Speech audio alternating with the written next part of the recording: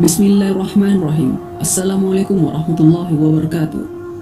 Kisah penciptaan malaikat Jibril alaihi salam. Imam Ahmad dalam Musnad Sallallahu Alaihi Wasallam pernah melihat Jibril dalam bentuknya yang sesungguhnya. Ia mempunyai 600 sayap, masing-masing sayap menutupi cakrawala, dan setiap sayapnya keluar berwarna-warni mutiara dan batu mulia. Dalam Sunan Tirmizi disebutkan hadis dengan isnad sahih bahwa Rasulullah Sallallahu Alaihi Wasallam berkata mengenai Jibril, "Aku melihatnya turun dari langit, dan besarnya penciptaan Jibril menutupi ruang antara langit dan bumi." Ketika menerangkan tentang Jibril ini, Allah berfirman, "Sesungguhnya Al-Quran itu adalah firman Allah yang dibawa utusan yang mulia, yang mempunyai kekuatan di sisi yang mempunyai arsy yang tinggi derajat, dipatuhi lagi dipercaya." Yang dimaksud dengan utusan mulia di sini adalah Jibril, sedangkan pemilik singgasana adalah Rabbul Izzah, Allah. Rasulullah Shallallahu Alaihi Wasallam bersabda bahwa sesungguhnya Allah telah menciptakan malaikat Jibril dengan bentuk yang sangat elok. Jibril mempunyai 600 sayap, dan di antara sayap-sayap itu terdapat 2 sayap yang berwarna hijau seperti sayap burung merak. Sayap itu antara timur dan barat. Jika Jibril menerbangkan hanya satu daripada beberapa sayap yang dimilikinya, maka ia sudah cukup menutupi dunia ini. Setelah memandang dirinya yang tampak begitu indah dan sempurna, maka malaikat Jibril pun berkata kepada Allah, "Wahai Rabbku, apakah engkau menciptakan makhluk lain yang lebih baik daripada aku?"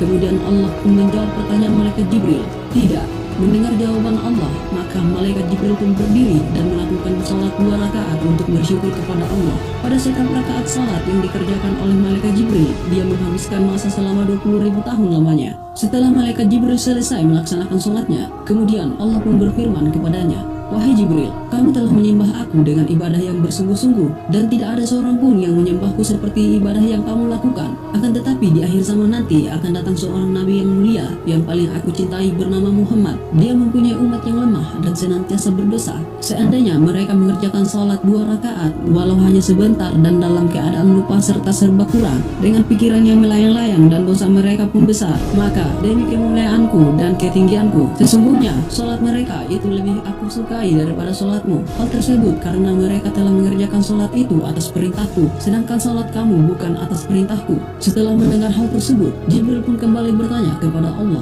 "Ya Rabbku, apakah yang engkau berikan kepada mereka sebagai ganjaran atas ibadah mereka kepadamu?" Maka Allah berfirman, "Ya Jibril, akan kuberikan syurga ma'wa sebagai tempat tinggal mereka." Malaikat Jibril kemudian meminta izin kepada Allah untuk melihat syurga ma'wa tersebut. Setelah Allah memberikan izin kepadanya, maka malaikat Jibril pun mengembangkan sayapnya dan terbang menuju syurga ma'wa. Satu hayunan sayap malaikat Jibril adalah sama dengan jarak perjalanan selama 3.000 tahun. Maka terbanglah malaikat Jibril. Selama beberapa lama perjalanan, malaikat Jibril akhirnya kepenatan dan turun untuk singgah dan berteduh di bawah sebuah pohon. Di sana ia bersujud kepada Allah lalu berkata, "Ya Rabbku, apakah aku telah menempuh setengah atau sepertiga atau seperempat dari perjalanan menuju ke syurga ma'wa?" Maka Allah pun berfirman, "Wahai Jibril, meskipun kamu mampu terbang selama 3.000 tahun, dan meskipun aku memberikan kekuatan kepadamu seperti kekuatan yang engkau miliki, lalu kamu terbang seperti yang telah kamu lakukan, niscaya kamu tidak akan sampai kepada 1/10 dari beberapa puluhan yang telah kuberikan kepada umat Muhammad terhadap imbalan salat 2 rakaat yang mereka kerjakan."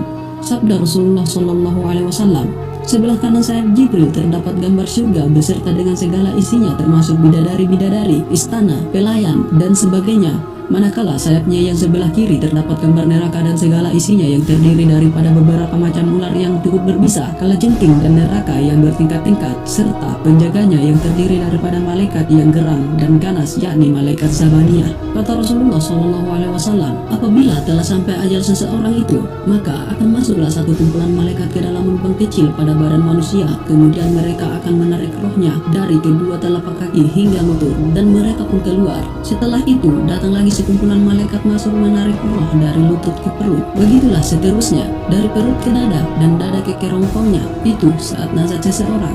Kalau orang yang nazar itu orang beriman, maka malaikat Jibril akan menerbangkan sayap yang sebelah kanan sehingga orang itu dapat melihat kedudukannya di surga sehingga terlupa orang-orang di sekelilingnya.